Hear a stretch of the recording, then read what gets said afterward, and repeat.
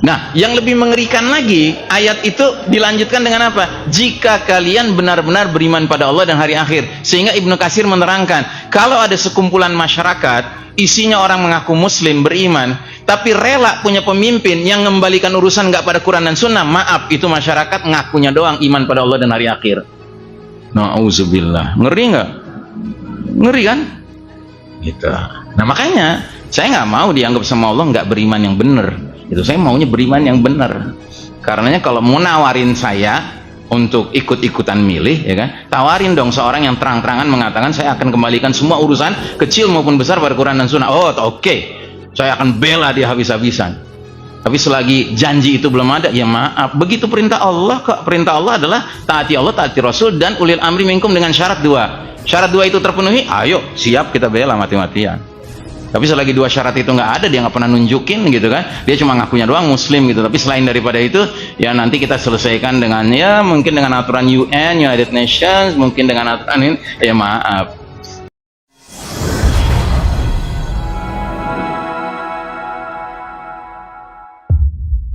Ya, jadi kalau kita bicara tentang hari berbangkit, orang akan dikumpulkan masing-masing dengan imamuhum, ya kan? Imam di sini tentunya yang dimaksud adalah nabi-nabinya masing-masing. Itu setiap orang itu akan dikumpulkan dengan nabinya, ya kan?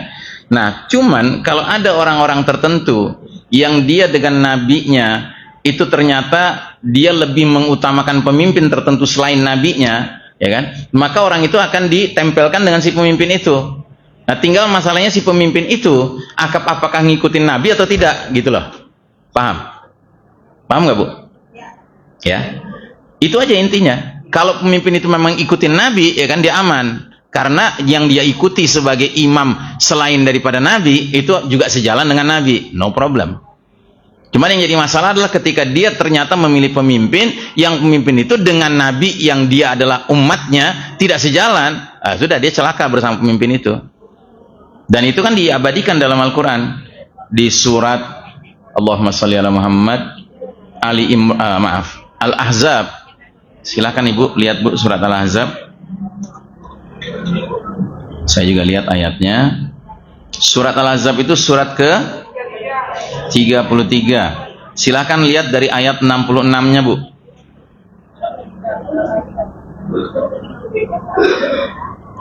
Ibu penanya ketemu? Kan ini terutama buat ibu penanya nih, Bu. Surat Al-Ahzab ayat 66. Ketemu ya, Bu? Nah, ibu penanya tolong baca terjemahannya, Bu.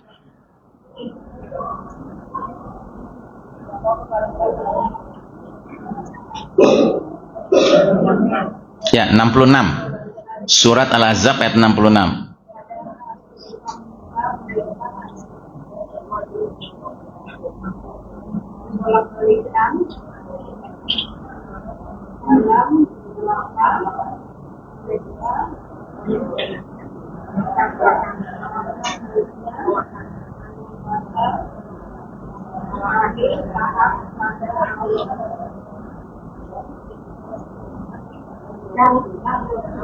Ya, oke.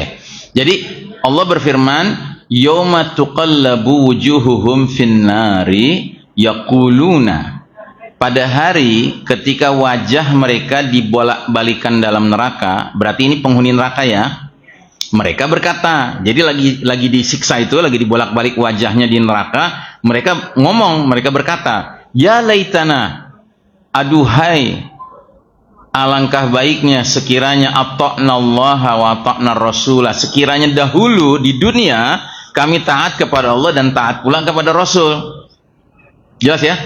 Jadi orang masuk neraka karena waktu di dunia tidak mentaati Allah dan tidak mentaati Rasul. Sampai di sini jelas nggak, ibu-ibu? Jelas ya? Artinya kalau mau di akhirat nggak masuk neraka, jadilah orang yang taat pada Allah dan taat pada Rasul, kan gitu kan? Tapi Allah tidak ingin kita hanya berkesimpulan satu itu saja. Allah jelaskan pada ayat berikutnya. Silakan ibu penanya baca lagi terjemahan ayat berikutnya, Bu.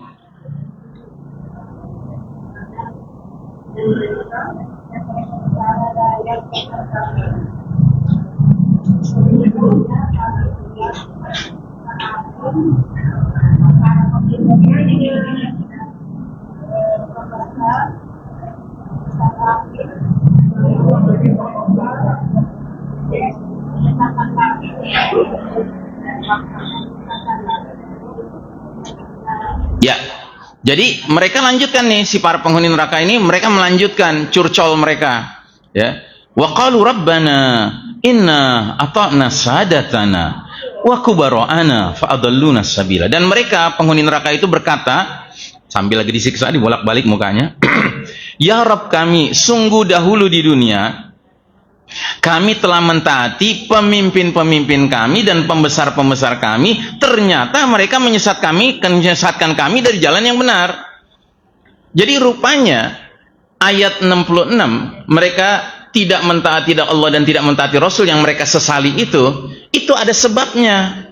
Kenapa mereka nggak taat sama Allah? Kenapa mereka nggak taat sama Rasul? Karena mereka mentaati pemimpin-pemimpin, pembesar-pembesar yang ternyata nggak ngajak taat pada Allah dan taat pada Rasul. Ngerti? Ya. Jadi itu masalahnya. Sedangkan kita hidup sekarang di suatu zaman yang Nabi sudah terang-terangan bilang, ini babak keempat ini namanya babak mulkan jabriyah, para penguasa yang memaksakan kehendak mereka.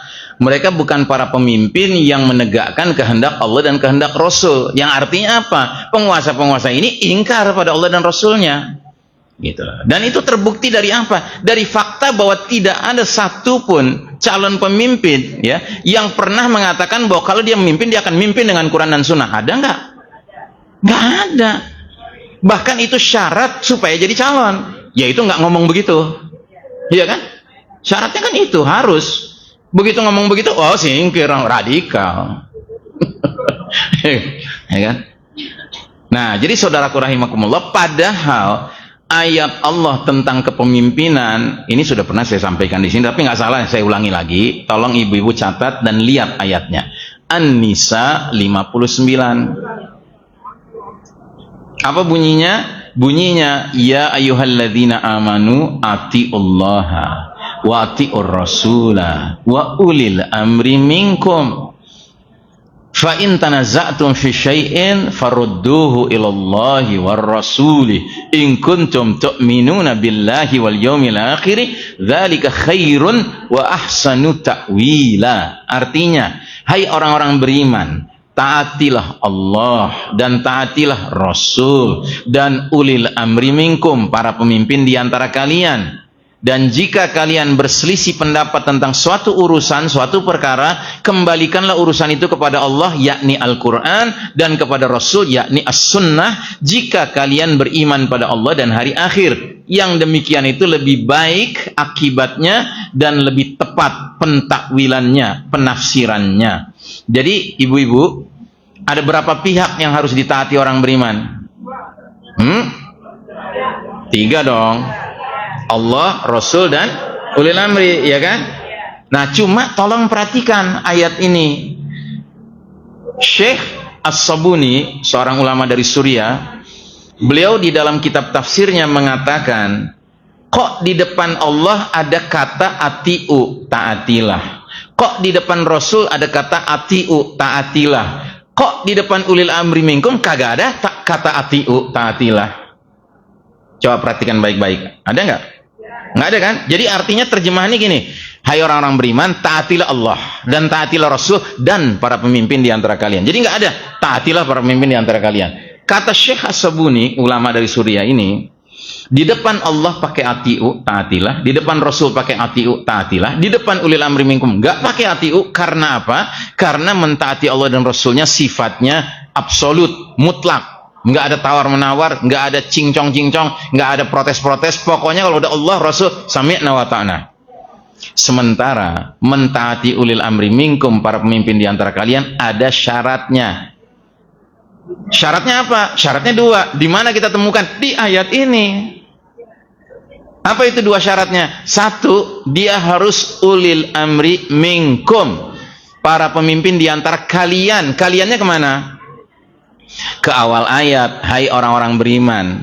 Jadi harus pemimpin dari kalangan orang beriman. Kalau pemimpinnya orang kafir, layak nggak ditaati? Nggak layak. Kenapa? Ya orang kafir. Mana mungkin orang kafir akan memimpin kita, ngajak kita ke Allah dan Rasulnya? Nggak mungkin kan? Nah, itu syarat pertama. Itu baru syarat pertama. Alhamdulillah di negeri ini kebanyakan orang yang ngaji biasanya udah ngerti. Pokoknya gue mau pemimpin yang muslim, gitu. Yang penting jangan kafir aja, gitu. Cuma sayangnya ngertinya cuma itu syaratnya. Padahal ada syarat kedua di ayat ini diterangkan. Apa syarat keduanya? Kalau kalian berselisih pendapat, kembalikan urusan pada Quran dan Sunnah. Artinya, pemimpin di antara kalian yang layak ditaati hanyalah pemimpin yang setiap menghadapi problem apapun, kecil maupun besar apalagi, itu urusannya dikembalikan pada Quran dan Sunnah. Nah, pertanyaan, apakah siapapun di negeri ini yang jadi pemimpin akan begitu? Belum.